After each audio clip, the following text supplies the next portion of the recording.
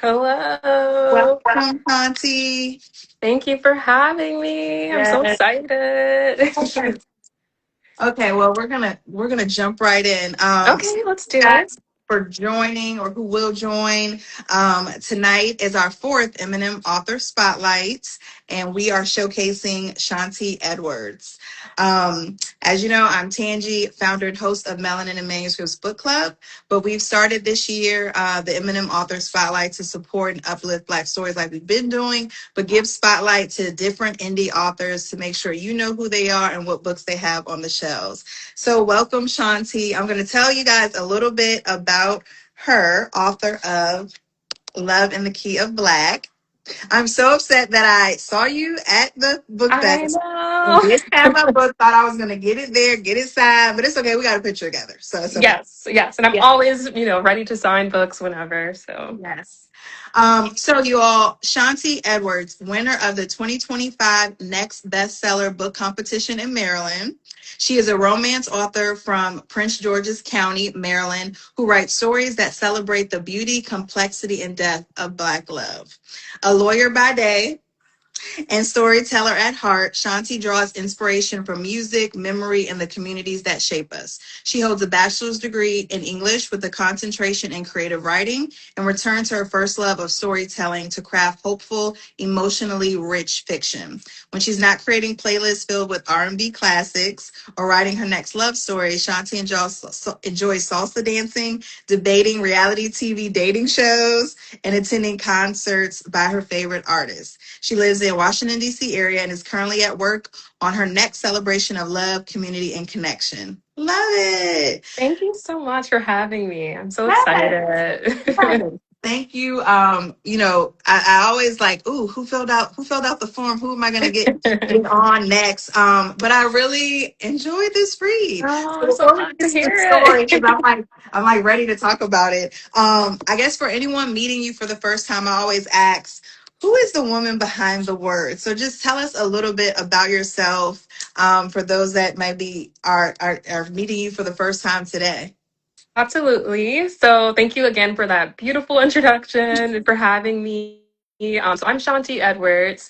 I grew up right outside of DC in Prince George's County, Maryland, which I'm very proud of. So you'll see in this collection of short stories, which is my debut romance novel, you'll see Prince George's County being shouted out throughout because I had to make sure I represent it. Yes. As you mentioned, I'm an attorney by day, so I literally just rushed through rush hour after having a long day at work. Um, and I do education law right now, so that's been, a very exciting thing to do. But outside of work, like you said, I was a creative writing major in undergrad, so I've always loved storytelling. When I was younger, you could kind of find me like in my room trying to write stories as a kid. Like I loved reading, I loved writing. I kind of fell off of that for a bit of time, and then a few years ago I was like, actually I really want to write a book, and I really am enjoying romance, so I decided to write my debut romance novel, which we can talk about. Yes. So yes, Love in the Key of Black, your debut book. How does it feel, I guess, to just finally introduce yourself to the world as a published author? I mean, truly a dream come true. I feel like everything happened so quickly. Like, as you mentioned, I entered a competition. So it's called the Next Bestseller Competition. I kind of saw a flyer at a coffee shop for the competition, which was for aspiring writers in the DMV area. And so I decided to enter. Like, I had, I was so nervous about it because it was very much like an American Idol style kind of competition. Like, you're in a room with so many people, so many contestants. You had the Laurel TV company recording. You had a panel of judges, so it was very intense. Yeah, it sounds like It was a very fun experience as well. And that's so so, fun. yeah, so like I entered that competition, landed the publishing deal, and I feel like everything has been so quick of just being able to, I spent a year writing my book, and then, it has been such a beautiful journey because I feel like it's been really nice to meet other authors, to meet readers. I've been having different signing events, and it's just been such a beautiful community to be a part of. Well, congratulations again. Thank you. Yes. Thank you so much. So before we get into the stories, what does Black love mean to you personally? Yes. Okay. So this is a really good question. So I would say that I have grown up surrounded by Black love. I come from a very tight-knit family. So my grandparents have been together for like the entirety of my life, and their love story is kind of I give a little shout out to them in their love story and like where they met. And then my parents are still married and they were high school sweethearts. So, Black love has just surrounded me in my entire life. And so for me, Black love, it spans different things. So it can include a love for the day to day. So it can be like going to your favorite coffee shop. And as for me, because I'm in Prince George's County, like a lot of there's coffee shops that are Black owned. And like, I don't know, I just feel like those small moments, I'm someone who kind of takes those moments and considers them as love as well. But also, Black love is, peaceful, it's joyful. I think sometimes it can be depicted as like a struggle, but I also think that it can be something that is beautiful. It can be complex as well, which I tried to capture in this book. But I also think that at the end of the day, it's something that we get to enjoy. We get to learn from our ancestors and those who came before us about the lessons that they learned about Black love. Yes. And so I'm going to stop there because I feel like I kind of rambled a little bit. I love it. I'm like, yes, yes, because there's not one answer, right? It's like Yeah. it's not a one definition. So I love the way you took that in all different aspects. But yes, I agree that all of that is Black love. Yeah. And so for those who joined Love in the Key of Black, at the bottom of the screen, you'll also see a link to go directly to Shanti's website so you can snag your copy if you don't already have one. All right, so Shanti, where did the idea for Love in the Key of Black begin, or where did it come from? I put earlier my review of the book, and I said, music is the backdrop, but romance is at the forefront. At the same time, I want to know, did the music inspire the characters, or did the characters lead you to the music? Because that's woven throughout. I mean, we say key of Black love, and I love just how I was like, pun was definitely intended, and just the Yes. way you wrote it, you wove it into everything, even the spicy scenes. I said, okay. So tell us a little bit about that. Yeah, so okay, first and foremost, when I was thinking about what I wanted my book to look like, I love short fiction. I love writing short fiction. When I was a creative writing major, taking a short fiction class was one of my favorites. So I had this idea of having a collection of short stories, but I had no idea of like how are the stories all going to be tied together? Like I wanted it to feel cohesive. Um, and so I had a blank page in front of me, and I'm like, I literally don't even know where to start, which is like my worst nightmare. So I started listening to music. I started watching music videos for some reason to get inspiration, but just to feel like in a romantic mood, I think. Yeah. And then from there, I was like, oh, wait, I want the whole thing to be about music. Yeah. And then I will also say that for me, music really is a love language. I feel like it's an underrated love language because I usually like when I am getting to know someone, I'm like, okay, tell me your top artist. Who are you playing right now? Let's share music. Like I really love bonding over that. And so, yeah, music just became like the forefront of it. And I wanted to tie every story together with music. And then I just started, while I was writing, it sort of played out like a movie in my head. And I just started writing, like you said, like no matter what, if it's a spicy scene, if it's like, family, whatever it is, I incorporated kind of that music language as well. Yeah, I love how it was just naturally woven in, and it went perfect. Each space and place that you put it into the story, it was. I loved it. Thank you. And I loved how instead of like chapter 1, chapter 2 was like track. Mhm. Like I was like the creative choice is so perfect. And then when we think about and exactly what you said earlier, just being from PG County, what was it like placing those parts of where you're from into the story. Obviously it feels personal to you, and just personally, we're in the DMV. I'm in Virginia, so I was like, okay, Yeah. what you got being in there? But I felt that. So as much as you shared Mhm. that, I felt that throughout the story. So I love seeing like the DMV landmarks throughout the book. So yeah, what was that like placing those areas, into the story? And I guess too, why was it important for you to include location as well to help shape the stories? Okay, those are two really good I know. questions. Okay, so I'm gonna start with like putting PG County and the DMV into the stories.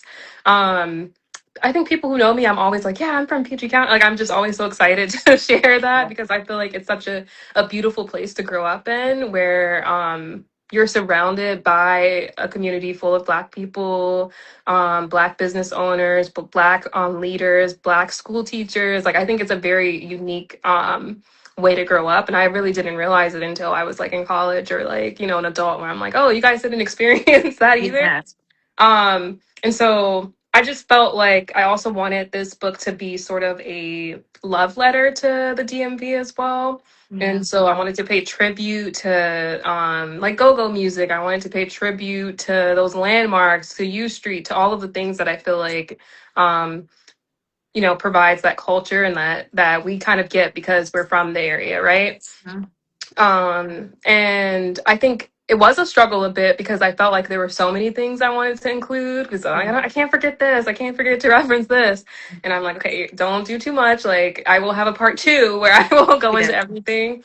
But I think, yeah, I think like I also, like I said, while I was writing, it kind of came to me as if it was like a movie playing. So I also was thinking about, okay, like the metro is in the background, or like she's at the National Harbor, and like I don't know, there were certain locations that I felt that really stood out Yeah. to me that I wanted to include in the book.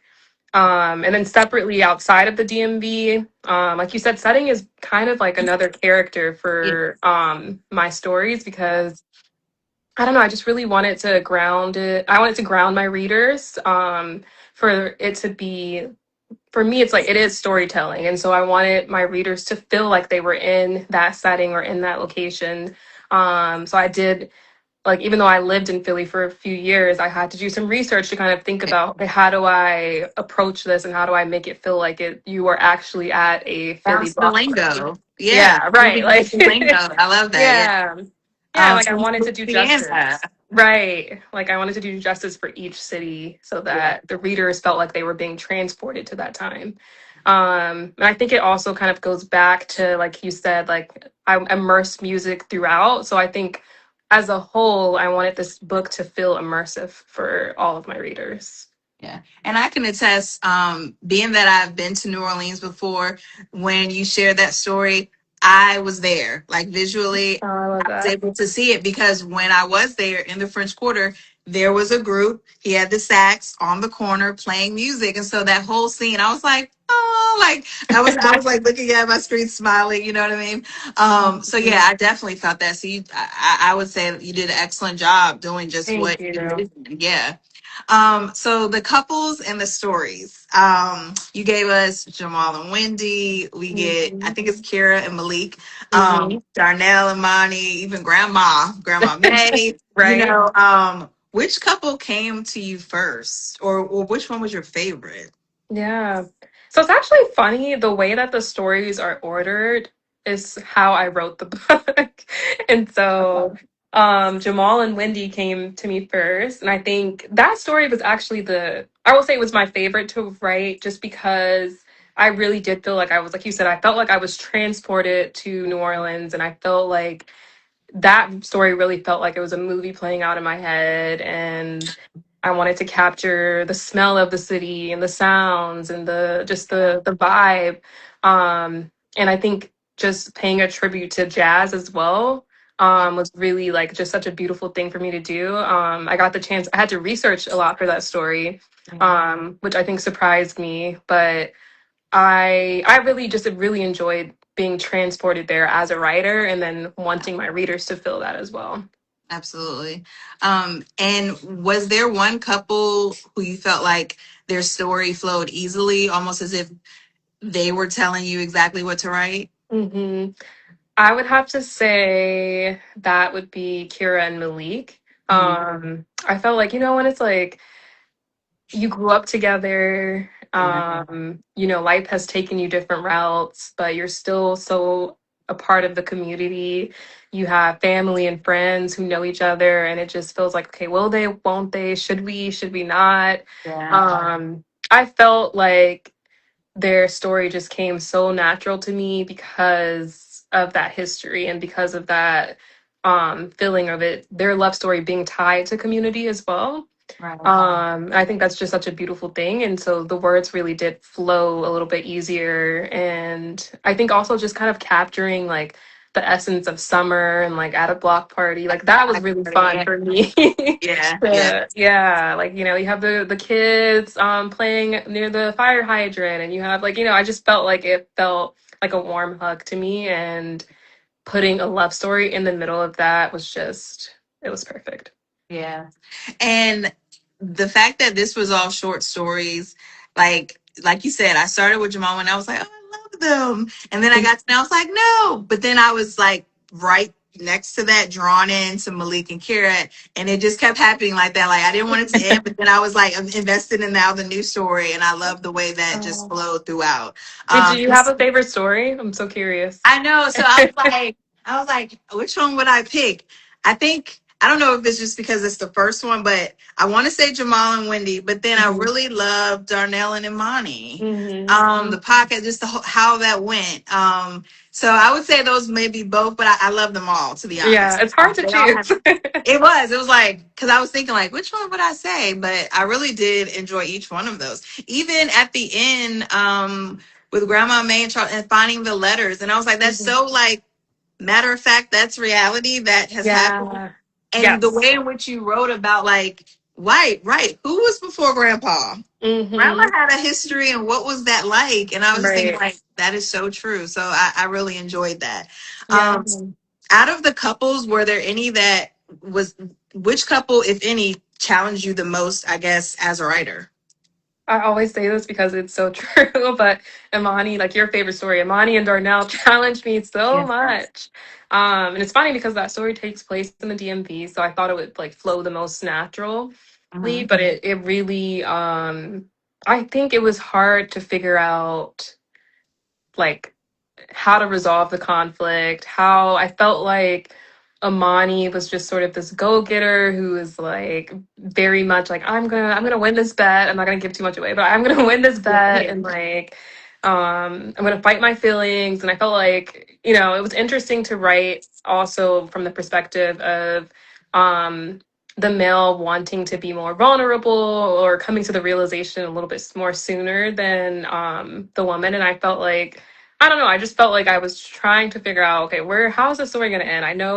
Yeah. I know, obviously, I want this to be a beautiful love story, but I also want to make sure that there's like character growth for Yeah. both of the characters. And I also wanted it to kind of, like I said, to pay tribute to the DMV, to also be sort of a like romantic comedy. So all of those Yeah. things. Yeah. Yeah, I know. I felt like, the way Imani talked is like, I was like, yeah, you can be, I'll probably watch you too, watch it on podcast. Like, I just loved everything flow really good and natural. But yeah, I could see that. Cause I was like, oh my God, what's happening? So I could see the conflict and how you were like, what are we doing next? And the Yeah, part where I truly. thought was going to be okay, I was like, oops, she got mad, so it was like, wait, um, now, I always ask authors this: out of these stories, what character do you feel like is most like you? Ooh, okay. I feel like, and I know someone has asked me this before, and it's probably changed. So I'm gonna think about this. I honestly feel like probably Wendy, I would say. I feel like Wendy had to learn the lesson of like letting go and stop trying to control and learning to just like not trying to control people's perceptions of her or of like what type of career she should have or what should she be doing. And I feel like that's something that like I've struggled with of just like letting go or just like even now I'm like, okay, Yeah, like if I ever want to do a career change, like what like should I like I don't know, right? So I yeah, think it was really beautiful to see her kind of lean into her creative side, into her music, and to also learn to lean into like whatever she was feeling with the main character. Yeah. And you know, I would say like I felt like when thinking about growth as the story developed, I have definitely saw that with Wendy. Yeah. It was like Hmm. let's be and the way in which, you know, Jamal was like, be free, you know what I mean? Like Yeah. kind of pushing her to that point, but she really did it on her own, you know. Yeah. Um as you have been getting feedback and like you've done signings and all things, what couple, I guess, do readers that you've connected with so far mention most often? And has any of those responses surprised you? I feel like, well, one, I will say everyone always mentions Grandma May and her love story because they're like, "Oh, I did not know that was gonna happen." Like, what do you mean? Like Yeah. at this at this funeral, something pops off. Like, you know what I mean? So I always find that really funny. I feel like I take readers by surprise by including that story in there. But I will also say that people constantly are always talking about Imani and Darnell's love story. So I do feel like, you know, there has to be like a part two or something to that. It's Um, fair. Yes. and I think like that story, I think like people can relate to like this kind of I think of like when I was thinking about this book, but also this story in particular, a music video that inspired me was You Don't Know My Name by Alicia Keys. And so like Mhm. I feel like the coffee shop kind of setting and like I don't know, I feel like it brings back those memories of Yeah. like, you know, Mhm. of the Absolutely. 2000s. So I feel like it really feels like R&B to people, and I think, you know, it surprises me that people want more of that story, but I also can understand why. Yeah. I mean, I would take all of them part two.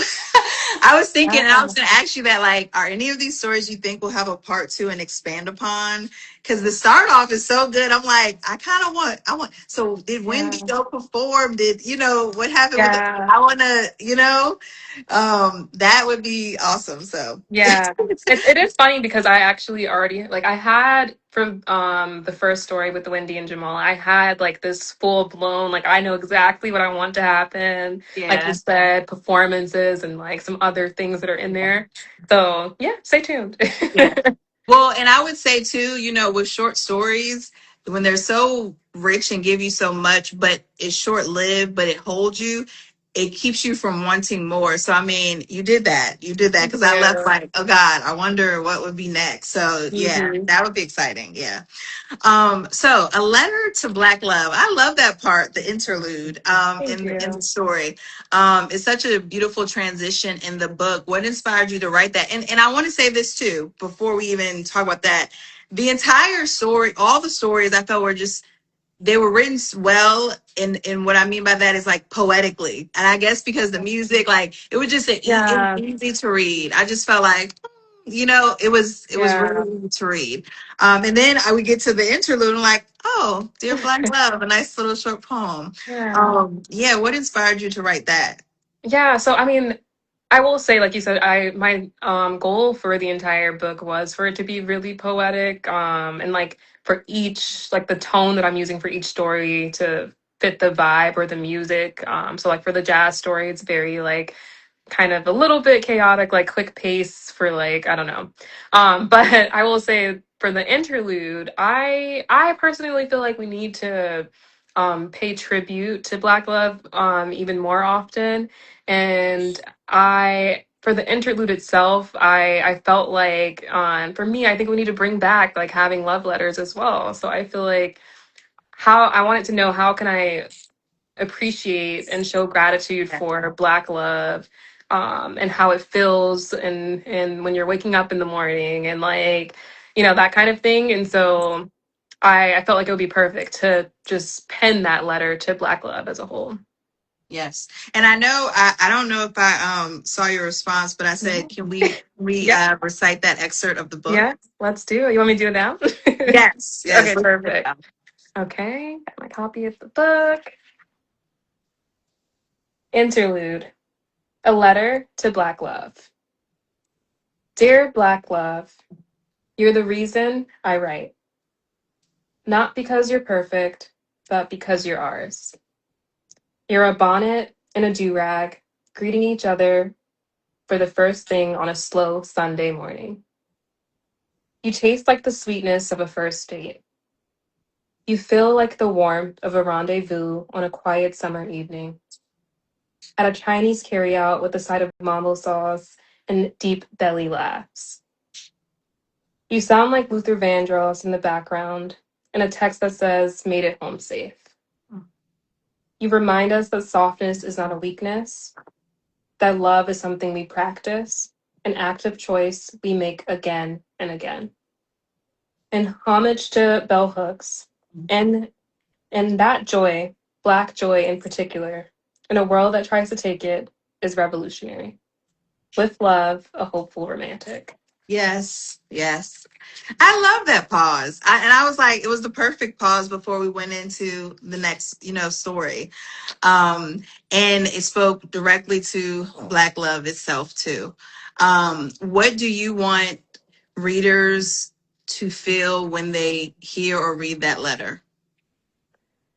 That's a great question. I want readers to be reminded that we deserve a beautiful love story, no matter like what form that is, and that our Blackness and the way that we show up, whether it is with the bonnet or with the do-rag on, it is beautiful in all of those forms as well. So I wanted my readers to feel like this is a warm hug and a reminder that Black love is something to feel pride about, to feel warm butterflies about, and that we get to choose whether to lean into any type of relationship that we're seeking, or whether we want to walk away. But either way, Black love is all around us, and it's something that we can claim for ourselves.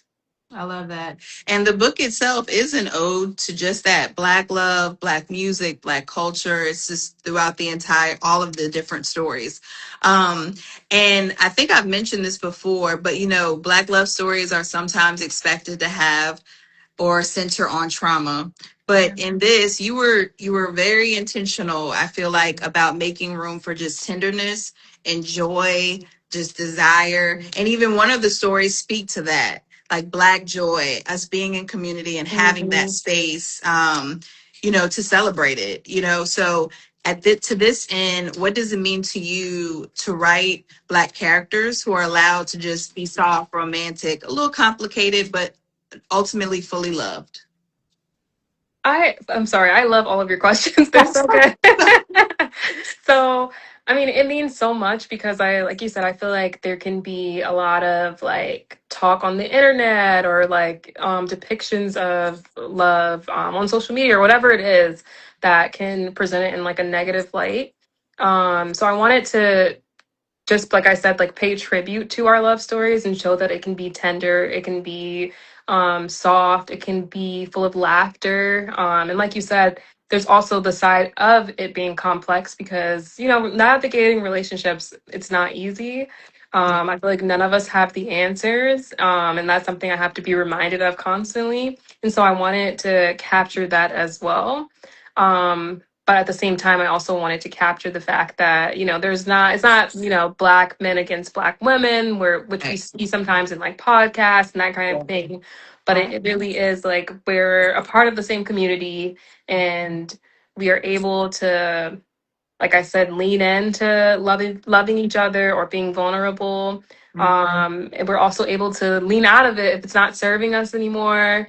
And those are such like equally valid choices to make. But I think as a whole, just this reminder that we don't have to experience trauma to be loved well or to be loved right. And of course, like sometimes that is a part of a story, but I felt like for this book, I really wanted to capture those like light feelings, to remind us that sometimes it can come easy, and sometimes if it's not easy, maybe that's also a sign. Right, absolutely. Yeah. And like I said, I left this with like, oh, smiling at the pages, like each one I appreciated, because sometimes we need a break from that. We see it Yeah. in stories, in media, and so forth, and in our real lives. So this Yeah. is a nice breakaway. Yeah.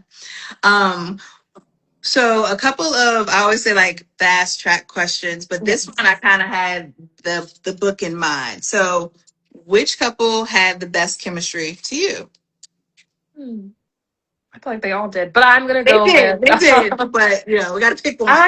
I'm gonna go with Imani and Darnell. I love their chemistry and like The the flow. like yeah, yeah. And Yeah. their spicy scene and I'm like, yeah, we needed that. Which I guess character would I guess in this book, let's say control. Well, I feel like I answered the wrong question because I would say Imani. I was going to say control. I would say because that was a little bit of her stuff. Yeah. Um, which couple is, I guess, for you, the one that you feel like would have the part two and grow even further than the short story that you provided us with? Oh. It's a little hard one. I'm gonna go with Malik and Kira because Mm. I don't know if you want me to explain or if it's just No, a no, I fact. don't want any spoilers, Okay, but okay. I could see that. I could see Yeah, that. Yes. yeah, There's like some elements there. right. Yeah.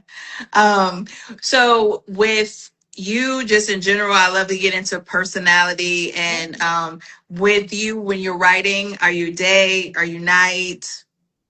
Yeah, I'm usually night Okay. because I'm working during the day, but also because I like to like get cozy. Like I said, I actually write while listening to music. So I'm listening to music. I have my, like my Yeah. background, everything feels like warm and cozy. You didn't ask me this, but I also feel like I write better in the winter. I don't know. Oh, Like I okay. just, yeah. Seasons. Okay. And are you someone who has like coffee or tea? Oh, okay. Or Well, I am a wine? coffee drinker, but since I drink at night, I usually just drink water. I'm boring. Yeah. I'm with you on water. Yeah. And then do you have a snack? Comfort foods. I do have guilty pleasures of eating snacks all the time, so I'm always eating like something crunchy, so like some Yeah. chips or something. Yeah. So yeah, so And you yeah. mentioned listening to music while reading, and Mhm. we get paired with this a wonderful playlist. I play the whole thing instead. Thank So you. yeah, so and for folks, I'm like the beautiful thing when you have the book in hand, you have that QR code. So I saved it to my Spotify, went Oh, through. yay. But not only that, you mentioned other songs in the actual stories that I Hmm. was like, let me put that on. Let me go with the scene. So that was really Hmm. thoughtful. So that speaks to, for you, how that rolled out. Was the playlist some of the songs you were actually listening to while writing? It Okay. definitely like as I was writing, I'm like, oh, this is helping me write this scene or like just write the book in general. I'm like, let me add that to the Yeah. playlist immediately. And you mentioned earlier when you get to know people, sometimes music is the connector. So I Mhm. guess tell us, who is your favorite R&B, jazz, or artist in general? Ooh, like one? Can I have You a can bunch. have multiple. Okay, It's not. okay. I can't even say one. So yeah. Okay, so I will tell you who I'm playing all the time, and that is what I like. That is who I will say is my favorite right now. But I'm always playing Brent Bias. Like I don't know something like if I'm driving in my car, I feel like his music is very like Yeah. I play a lot of Coco Jones too. I feel like her like last album was so good, and it's in the soundtrack as well. Yeah. Like obviously Beyonce, like of course. um I actually listened to a lot of Alex Isley as well. And I went to her concert recently. So I that's another thing. I always go to concerts all the time. Like I just love music. So I think Yeah. it makes sense for my book to be full of music. I love that. And outside of music, while you're a writer, I'm imagining you're a reader. Are there Hmm. any not necessarily favorite authors, but just what would you say are some of your top books that that stay rent free? Yeah. So I always think about Christina Forrest and the Green Sisters. Like I feel like it's such a feel good, cozy series. And I'm actually like rereading. I'm listening to an audiobook right now. So I'm listening to the partner plot. And I'm just like, this book is so sweet. Like it's just I love the series so much. Always Kennedy Ryan, like I Yes. feel like yeah, like always. Yes. And I Yeah. will say that, like, when I first started reading romance again as an adult, I was like, oh, Candy Ryan was kind of like my first introduction back into it. So, and Same. that's when that was the moment I was like, oh, I actually Yes. really want to write a romance book. So, When I had a pause and kind of got back into it, Kenny Ryan, Scotland series, that kind of yep, made me back into romance, really. So yeah. yeah, Okay. absolutely. So, a couple of closing questions. What do you hope readers carry with them after finishing the final track? Now I'm using pun. Okay, so I hope that readers take away the fact that love, like I said in the interlude, I also feel like Bell Hooks was kind of an inspiration and All About Love, where she talks Excellent. about love being an action and being a choice. Yeah. And I think that is something I wanted this book to remind readers of, that like we have agency in our the way that love shows up. So we can choose to walk away if it's not serving either of us. We can, we have to make the choice to lean into it. So you see some of the characters wrestling with like leaning into vulnerability. And so I hope that it encourages people to do so too more often. Yeah. Um, and I also really want readers to take away the fact that I just want readers to be hopefully romantic. I think we always hear about like hopeless romantics, which is like, I love I it. get the idea behind it, but it's also like actually we can be hopeful about it. We can, I guess, date and be in romance with more intention. So, like I said, if something isn't serving us, we can walk away because we know that we're hopeful that in the future that something will come about that will serve us in a better way. Yeah, absolutely. And you said that you wrote this. This was like for the past year before you released hmm it. hmm What, I guess, what has the debut taught you as a writer? So many, Taught you so about many yourself things. as a writer, maybe. Oh, okay. As myself as a Yeah. writer, Yeah. well, I would say that I was pretty nervous about writing again because it had like I said I was a writing major in undergrad, but it had been so long because I was doing law and like I just kind of lost that creative side. So I was really just nervous about, okay, like is anyone like, I don't even like when you have that first draft and you're like, I gotta get people to read this. I'm like, I'm terrified. I don't know if I'm ready. So I think I learned to kind of bet on myself a little bit more and I think writing as an author itself is a very vulnerable thing to do when you're creating art and you're asking people to read your work. It kind of is a very vulnerable place to be in. So I think as I'm encouraging people to lean into vulnerability in this book, I also had to do that. Even if the stories aren't like, based on my life or anything like that, it was like I put these words on these pages, hoping that it resonates with readers. And Yes. there's a little bit of fear about that, but I had to lean into that vulnerability. Yeah. And you did. It resonated. It was there. Thank you. As someone who read the story, I'm glad I got the opportunity to read this before we met and spoke. But I was like, I love these stories. Thank So, you so much. and so with that, what is next for Shanti Edwards? Yeah, I mean, stay tuned. I have some signings coming up. If you're in the DMV area, I will be posting about all of them. So I love meeting readers or people who are new to the book. Um, I would love, I keep saying this because I'm going to put it into the atmosphere so that it happens, but I would love Yeah. this book to be adapted to TV, like a limited TV series. And, I can see this as a series yeah, with, how we have those with the different stories happening right, simultaneously. I could see that. Yeah. right. Yeah. That. So hopefully it happens. I took a screenwriting class recently Okay. for like 6 weeks. So I'm like, I'm also I want to be active in that Yeah. whenever it does happen. And then readers can expect I'm gonna start working on my next piece. Okay. That's what people are asking for, so I'm gonna do it. Part two. So stay tuned. Good. Well, thank you so much for joining me tonight. for talking about your debut book, and just all the inspiration behind it, the intention that you poured into it. Like I said, I enjoyed this story. So everyone who joined us tonight, make sure you click the link if you haven't read it already, snag your copy, and definitely follow, subscribe. I saw you do have a mail list, sign up so we can get the updates about what's next, what's coming. And yeah, any last takeaways or anything you'd like to share with us? Well, I'm just really excited for people to lean into this book, lean into the soundtrack. I'm so glad that you got to read it and listen to the entire Yes. soundtrack.